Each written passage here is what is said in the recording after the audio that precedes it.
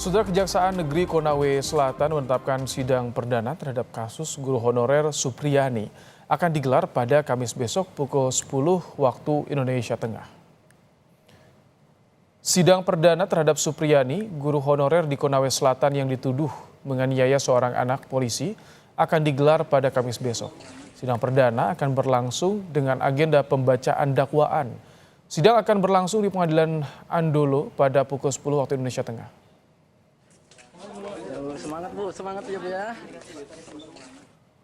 Melalui pesan tertulis kepada Kompas TV, Kajari Konawe Selatan Ujang Sutisna menyatakan mengenai kemungkinan bebas dari tuntutan atau persidangan sesuai di BAP, hal tersebut tergantung dari hasil proses persidangan dalam pembuktian di mana kebenaran material dan pertimbangan aspek-aspek lain di persidangan dapat diperoleh untuk guna menemukan keadilan.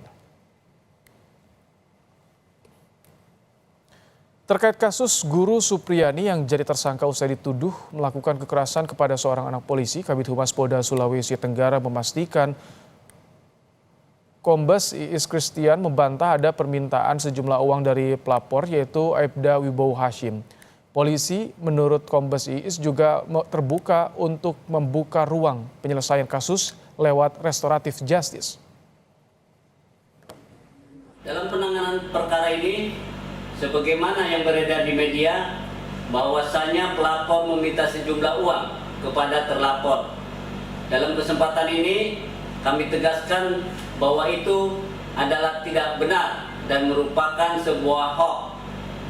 Hal ini sebagaimana dijelaskan oleh Kapolres Konawe Selatan dalam rilisnya, bahwa Polda Sultra dan Polres Konawe sudah melakukan langkah-langkah secara prosedural sesuai dengan peristiwanya dan fakta hukum yang sesuai dengan Undang-Undang Khusus Kaum Rentan, dalam hal ini anak sebagai korban, termasuk juga perlindungan hak-hak terhadap terlapor, yaitu memberikan ruang restorasi, ruang keadilan, serta tidak melakukan penahanan selama proses penyidikan dengan mempertimbangkan bahwa terlapor adalah sebagai tenaga pengajar.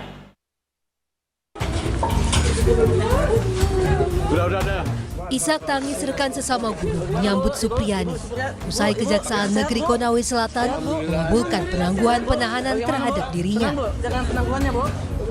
Penangguhan penahanan Supriyani diputuskan pengadilan dalam surat penetapan pada 22 Oktober 2024 kemarin.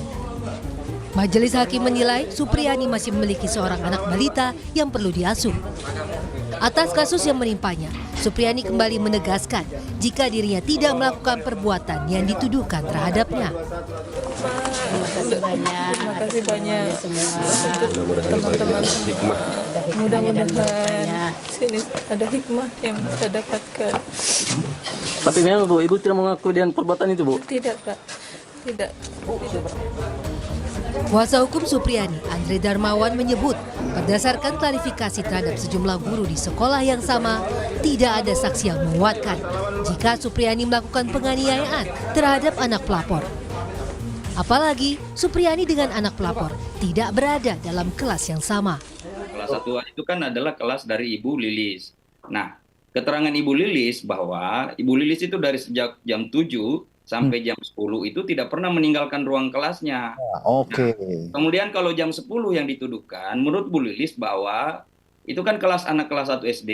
Sesuai jadwal, jam 10 itu sudah tidak ada anak-anak karena sudah pulang. Itu jadwal pulang. Nah, makanya kalau dituduh yang menganiaya anak tersebut, anak yang mana? Karena menurut Ibu Lilis, anak-anak itu sudah pulang semua dan Ibu Lilis pastikan itu. Saya klarifikasi kemarin ke Ibu Lilis.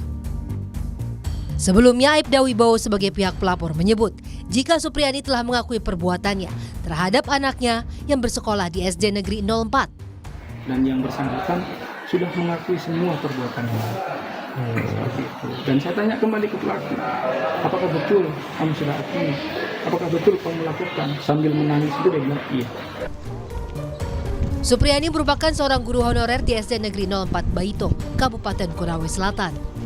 Ia dilaporkan seorang polisi atas dugaan telah menganiaya anaknya yang bersekolah di SD tersebut. Proses mediasi antar para pihak sempat dilakukan, namun tidak pernah ada titik temu. Tim Liputan Kompas TV.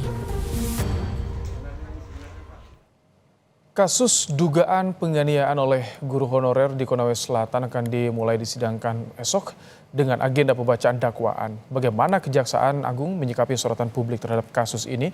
Kita bahas bersama Kepala Pusat Penerangan Hukum Kejaksaan Agung Harli Siregar. Selamat petang, Pak Harli. Selamat petang, Mas Ibrahim. Baik, Pak Harli, yang pertama ini soal apakah pasal yang menjerat tersangka ini masih sama dengan yang dalam BAP? Kemudian apakah ada peluang ini terdakwa ini, tersangka ini bisa bebas?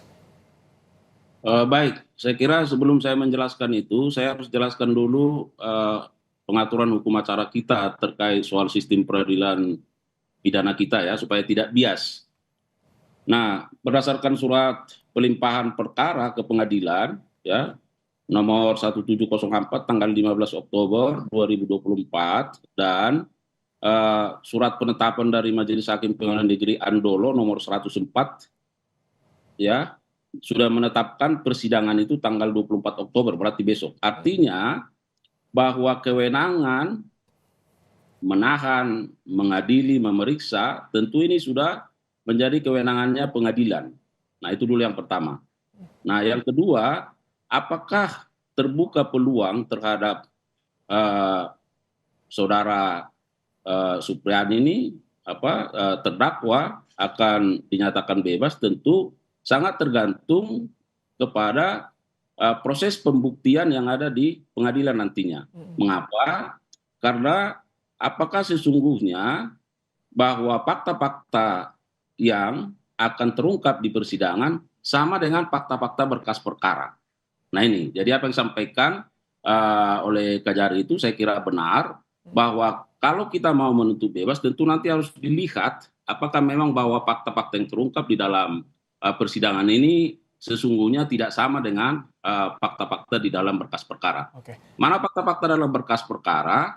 Kan di sana disampaikan bahwa misalnya bahwa yang bersangkutan itu melakukan penganiayaan terhadap anak, ya. Bahkan juga terdapat visum et repertum yang menjelaskan terkait soal luka-luka yang dialami oleh anak tersebut, ya.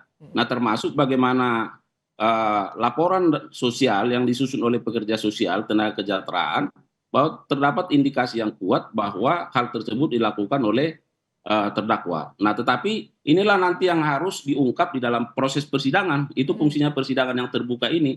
Nah, sementara di beberapa media kan bahwa saudara terdakwa ini kan sudah membantah. Nah, bagaimana nanti bukti-bukti ini bisa dipertemukan, di-compare, maka itu yang akan dilihat oleh jaksa nantinya, apakah harus mengambil sikap menuntut bebas atau tidak, misalnya. Nah, kemudian tentu akan ada pertimbangan-pertimbangan lain yang akan diberikan oleh jaksa. Bagaimana Pak Harli, Kejaksaan Agung melihat kasus ini? Karena kan ada dugaan banyak sekali ditemukan kejanggalan sebelumnya ketika proses penyidikan. Kemudian juga ada dugaan ini tersangka dipaksa untuk mengakui perbuatannya. Ketika proses pelayanan berkas kepada kejaksaan itu bagaimana? Apakah diawasi juga, diteliti juga hal-hal yang seperti itu? Nah, yang pertama oleh karena itu kami sangat responsif terhadap perkara ini dan kami sangat prihatin. Oleh karenanya kami secara cepat ya langsung melakukan inisiasi dan meminta supaya saudara terdakwa ini segera ditangguhkan ya. Nah, ini dulu. Nah, jadi supaya dalam kondisi bebas ya, bahwa yang bersangkutan tentu akan memberikan keterangan-keterangan secara lebih bebas. Nah, itu. Nah, inilah bukti bahwa kejaksaan sangat begitu terbuka terhadap hal-hal yang memang apakah ya sesuai dengan apa yang sudah menjadi pendapat umum di masyarakat. Kami sangat responsif terkait itu. Yang kedua, bahwa jajaran Jampidum ya itu langsung langsung melakukan pengawasan dan pengendalian terhadap perkara ini, terhadap setiap perkembangannya, baik yang sudah dilakukan maupun ke depan. Nah, ini akan langsung dikendalikan dari Kejaksaan Agung. Baik, tapi kalau misalkan artinya ketika ada responsif, langsung diturunkan juga ada instruksi dari Jampidum, apakah ini dalam dakwaan esok masih sama dengan apa yang tertera dalam BAP polisi? Nah, itu tadi yang saya sampaikan, Mas, bahwa kita kembali sistem peradilan pidana, bahwa hakim memeriksa dan mengadili satu perkara berdasarkan surat dakwaan. Surat dakwaan disusun berdasarkan fakta-fakta dalam berkas perkara. Berkas perkara disusun berdasarkan bukti-bukti yang diperoleh oleh penyidik dalam proses penyidikan. Nah, inilah nanti yang akan dikontes, ya. Sekali lagi ini akan dikontes secara terbuka di depan persidangan. Apakah dakwaan yang akan diajukan oleh jaksa penuntut umum berdasarkan fakta berkas perkara itu ternyata menjadi fakta dalam persidangan. Kalau ternyata itu bukan menjadi fakta dalam persidangan, nah makanya nanti pimpinan akan melakukan penilaian terhadap perkara ini. Oke, baik. Terima kasih Pak Harli Siregar, Kapus Penkum Kejaksaan Agung telah bergabung dalam program Kompas Petang sore hari ini.